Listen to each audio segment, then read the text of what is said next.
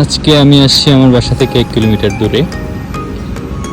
আমার বাসার সামনে একটি পার্ক, খুব সুন্দর মনোরম পরিবেশ।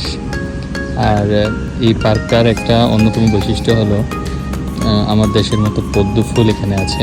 তো এখন জুন জুলাই, তো জুন জুলাইয়ের সময়টাতে মূলত এই ফুলগুলো ফুটে।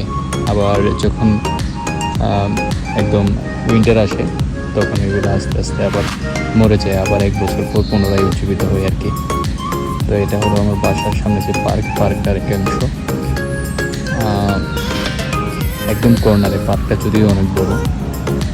অন্য আরেক সময় না হয় সম্পূর্ণটা ঘুরিয়ে দেখাবো।